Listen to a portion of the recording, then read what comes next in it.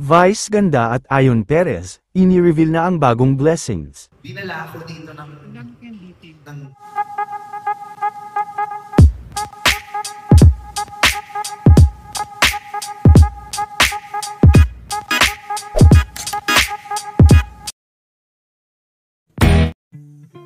Bago pa man tuluyang lumipad si Vice patungo sa ibang bansa para sa kanilang magiging bakasyon ng kanyang pamilya, ay opisyal naman na ini-reveal ang kanilang bagong blessing at endorsement ng kanyang babe na si Ayon Perez.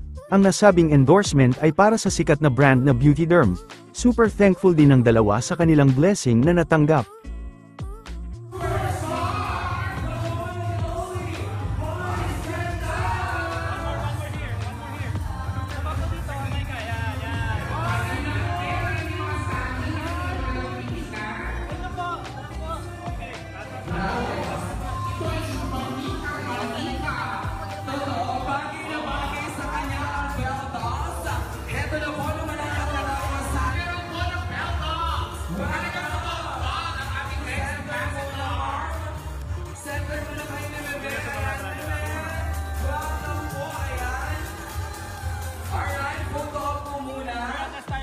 Nasa gilid po, atas po tayo.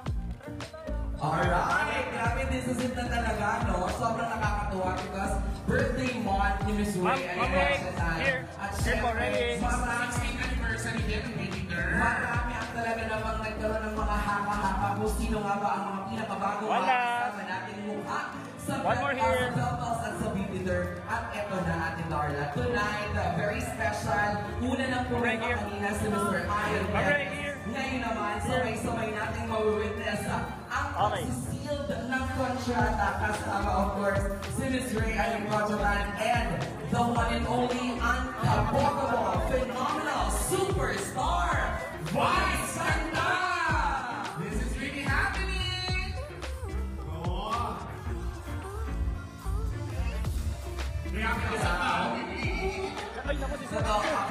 Okay, let's go to all ayan. Sa center, and then Miss Ray and our newest Beltals Beauty Derm ambassadors, Ayon Perez and Vice Ganda. Kita lang po, wait, walas. Ang tanong ng ibang boses type na rinig, ang boses ni Big Brother. Okay. Yes. Next po, kaliwa. Oo, sabi ko sa iyo, merong ibang boses. Kaliwa po, kaliwa. Ate ka dito, kaliwa nila. Alright! Dito po.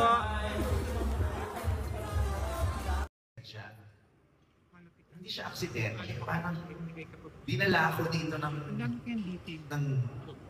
ni Lord, di ba? So, siya to, kung bakit niyo ako nasaksihan few years back, at kung bakit ngayon nandito pa rin.